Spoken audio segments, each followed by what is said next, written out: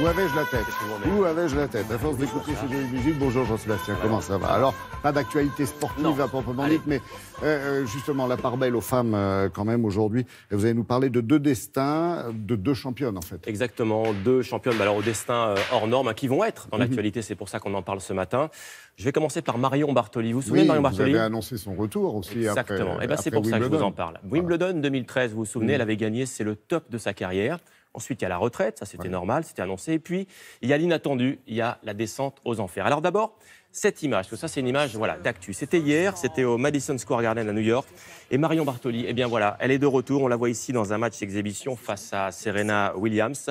C'est la première fois, Laurent, qu'elle joue un match de tennis depuis 5 ans. Et croyez-moi, elle savoure ce moment avec une vraie émotion, un vrai sourire, du partage aussi avec Serena Williams, parce que Marion Bartoli revient de l'enfer.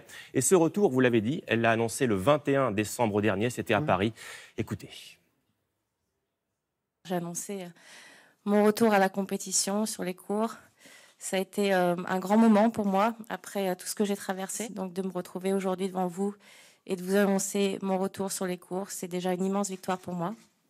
Alors la question, c'est de savoir pourquoi. Pourquoi ce retour? Parce qu'elle a 33 ans, Marion Bartoli, maintenant. Elle le dit simplement, c'est un retour à la vie nécessaire. Alors pourquoi? On va vous raconter ce qui s'est passé. Retour en image sur le destin de Marion Bartoli, avec d'abord, effectivement, voilà, ça c'était son temps fort, le 6 juillet 2013, vous en souvenez tous, le couronnement de sa carrière, voilà, sur le gazon de Wimbledon en Angleterre. Elle a 29 ans à l'époque, donc elle range ses raquettes à ce moment-là, elle prend sa retraite sportive. Pourquoi? Parce que c'est un clap de fin, on va dire, contraint et forcé, le corps est usé, elle a mal à l'épaule, elle ne peut plus jouer, plus servir, et du coup, elle commence une nouvelle vie. Vous voyez, elle s'attaque à son poids, elle fait un régime drastique, du sport en salle et surtout, sa chute de poids, regardez, elle va commencer une chute de poids assez vertigineuse, avec une infection parallèle dans le sang. Elle a une bactérie dans son ventre qui l'empêche également de s'alimenter. Elle tombe à ce moment-là à 45 kilos. Regardez ces images, Laurent, 45 kilos. Son cœur ne bat plus qu'à 25 pulsations minutes. Du coup, elle est hospitalisée pour sa survie. Et à ce moment-là, après cette hospitalisation, elle parle de ces jours et ces semaines difficiles avec beaucoup de lucidité. Écoutez-la. Je ne pouvais plus... non seulement ingérer quoi que ce soit, mais je devais m'allonger et dormir 3-4 heures jusqu'à que ça passe. Si j'avais pas eu l'acharnement, je pense, de mon père qui était médecin, je sais pas si honnêtement, parce qu'après moi j'avais perdu la foi, c'est qu'à un moment donné, si vous voulez, vous vous dites, est-ce que ça vaut vraiment la peine de continuer à vivre comme ça? Enfin, c'est peut-être mieux si tout s'arrête, quoi.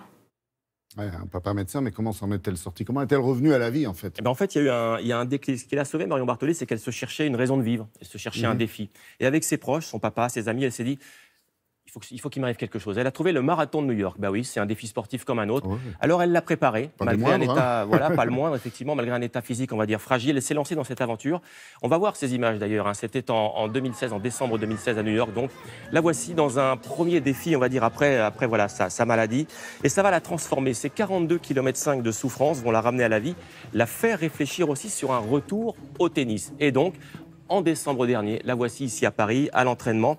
C'est il y a quelques semaines. Alors oui, évidemment, elle est en surpoids, elle le sait. Elle tente en ce moment de retrouver son poids de championne. Marion Bartoli a annoncé son vrai retour à la compétition, on va dire, en avril prochain.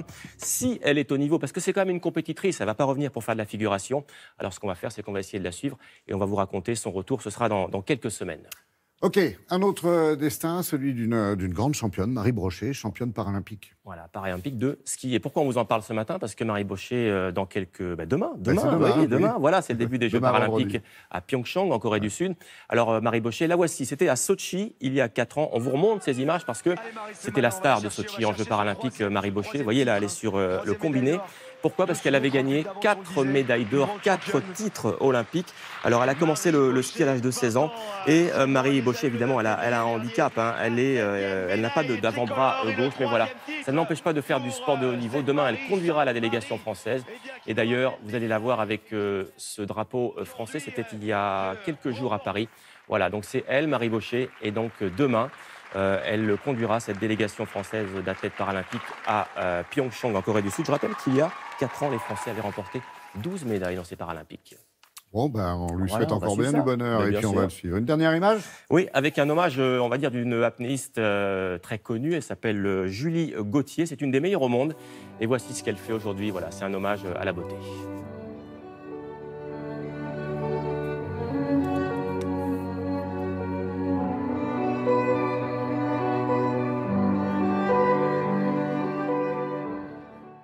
c'est magnifique. C'est de la grâce à l'état pur, c'est de la performance. Et puis il y a d'autres Françaises. Il faut savoir que dans les bassins comme ça, on est capable de faire beaucoup de choses.